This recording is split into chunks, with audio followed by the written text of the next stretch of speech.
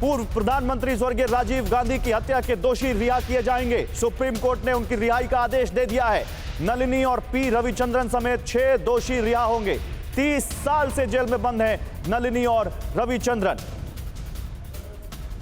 बहुत बड़ी खबर, राजीव गांधी के हत्यारों की रिहाई का सुप्रीम आदेश आ चुका है। 30 साल से जेल में बंद है। आपको याद होगा 1991 में राजीव गांधी जब एक चुनाव प्रचार कर रहे थे दक्षिण में, तब एक बम विस्फोट में उनकी हत्या कर दी गई थी। उनकी हत्या के ये 7 दोषी, जिनमें से एक पहले रिहा हो चुके थे, और 6 दोषी जो जेल में थे, उनको सुप्रीम कोर्ट ने रिहा करने का आदेश दिया है। लेकिन ये कौन है, इनके नाम क्या है, इन पर क्या आरोप है, आइए आपको बड़ा डिटेल में बताते हैं। यहां पर सबसे पहले नलिनी, इनके ऊपर आरोप था कि हत्या के षड्यंत्र में ये शामिल रही।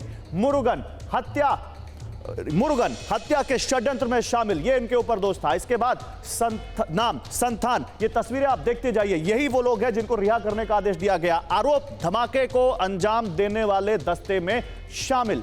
उसके बाद नाम रविचंद्रन, आरोप हमले में शामिल शिवरासन का मददगार। इसके बाद जय कुमार, हत्यारों को पनाह दी, ये इसके ऊपर आरोप था। और रॉबर्ट, एक छठा हत्यारा, आरोप हथियारों का इंतजाम किया। तो ये जो 6 लोग हैं, इन 6 लोगों की रिहाई का आदेश आज सुप्रीम कोर्ट से हो गया है। सुप्रीम कोर्ट से हमारे संवाददाता पीयूष पांडे जुड़ रहे हैं, सीधे उनके पास चलते हैं। पीयूष, जरा बताइए, इन 6 हत्यारों की रिहाई का आदेश देते वक्त सुप्रीम कोर्ट ने क्या कहा? 30 साल लंबा वक्त बिताया उन्होंने जेल में। जी गौरव, देखिए सबसे अहम बात यह है कि सुप्रीम कोर्ट ने इस मामले में कंडक्ट को देखा है। जो नलिनी है और पी रविचंद्रन है, उनके मामले में साफ तौर पर सुप्रीम कोर्ट ने कहा है कि उन्होंने जेल में बैठकर पढ़ाई की, बाकायदे डिप्लोमा किया कंप्यूटर्स में और आर्ट में।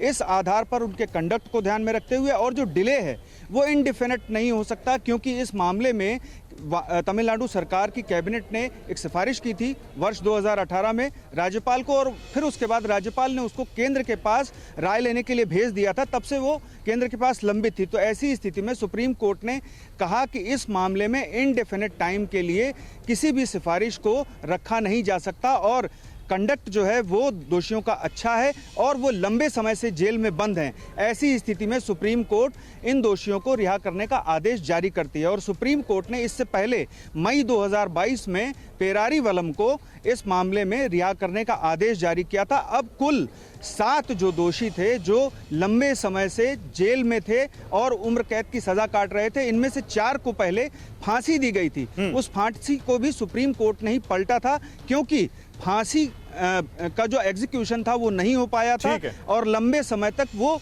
जेल में बंद थे। ऐसी स्थिति में सुप्रीम कोर्ट ने कहा था कि दोहरी सजा नहीं दी जा सकती।